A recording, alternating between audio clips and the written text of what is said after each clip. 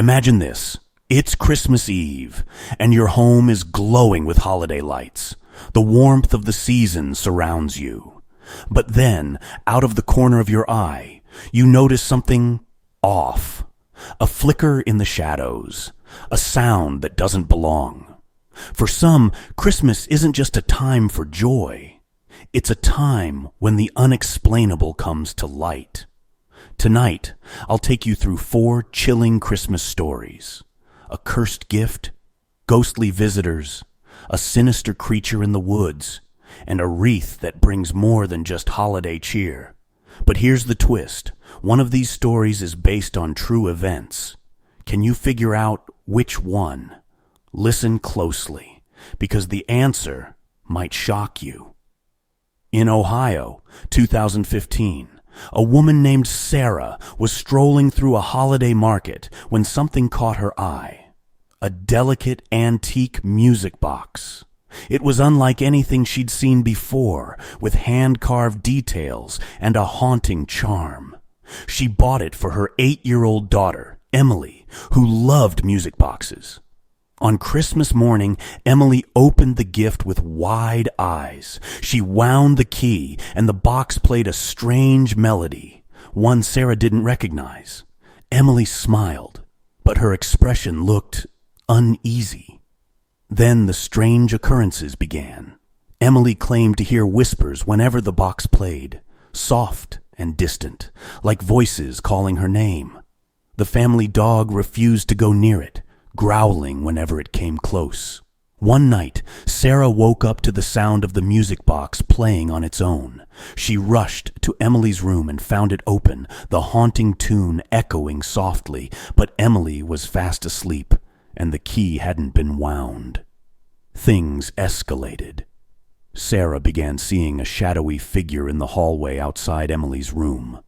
A dark silhouette with glowing eyes that vanished the moment she looked directly at it. Desperate, Sarah returned the music box to the market, but the vendor looked confused. "I've never seen this before," he said. Sarah never found an explanation, but she claims the whispers never truly left her home. And every Christmas morning, Emily swears she can still hear the faint tune of the music box, as if it's calling her back. It was Christmas Eve, 1998, in a quiet Vermont town. Snow blanketed the streets, and the Wilson family had just finished dinner when they heard something unusual. Voices singing carols outside. Excited, they opened the door to find 6 figures dressed in old-fashioned Victorian clothing.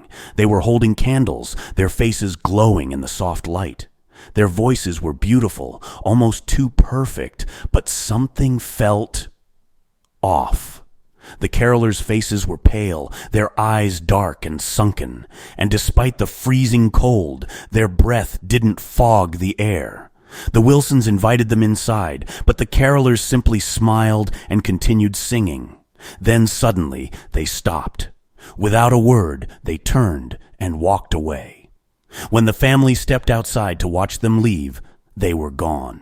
No footprints in the snow, no sign they'd ever been there.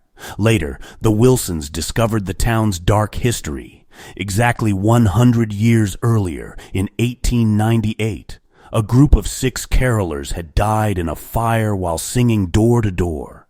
Some say their spirits still wander the streets every Christmas Eve, searching for a home they'll never reach.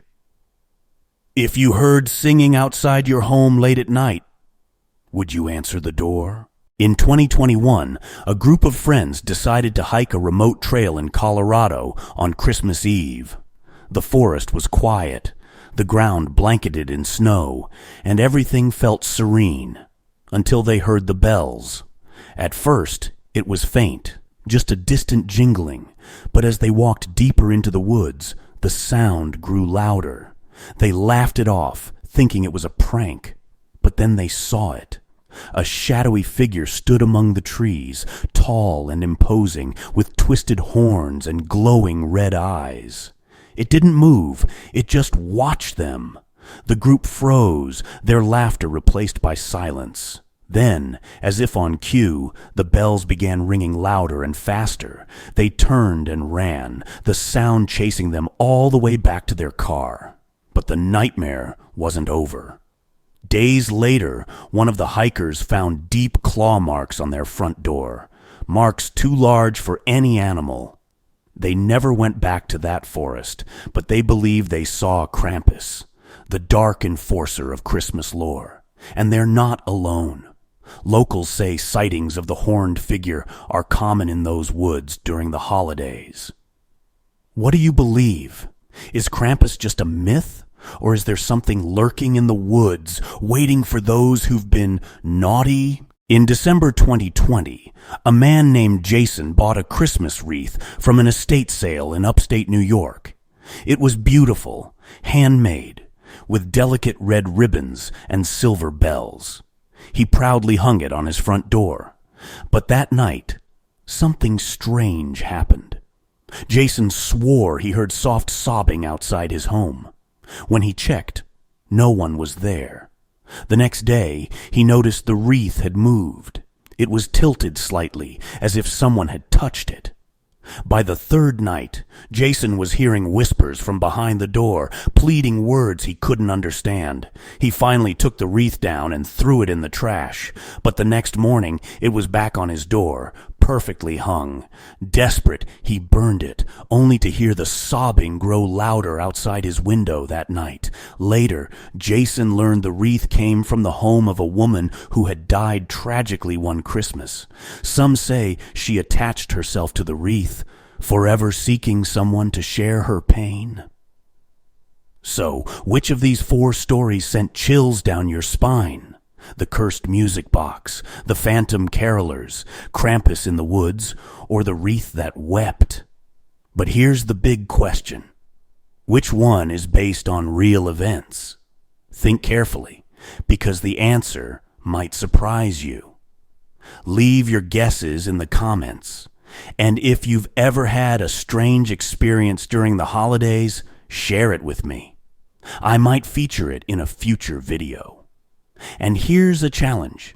During this video, I've hidden small details that might give you a clue about which story is true. Did you catch them?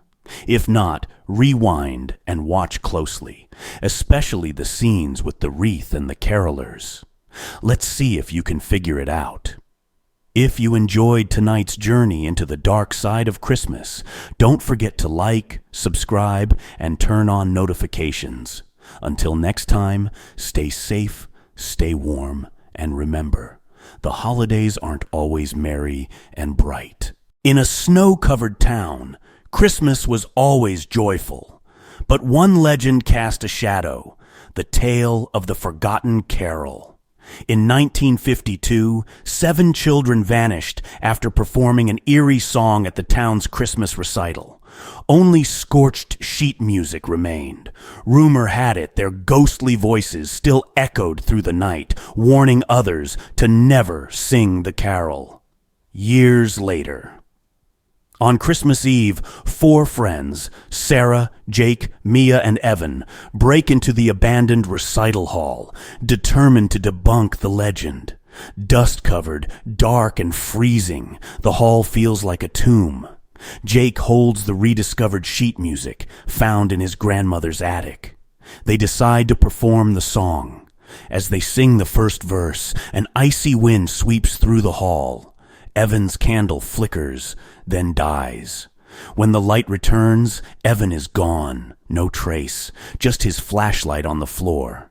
Panic sets in, but Mia insists they finish the song, convinced it's the only way to bring him back.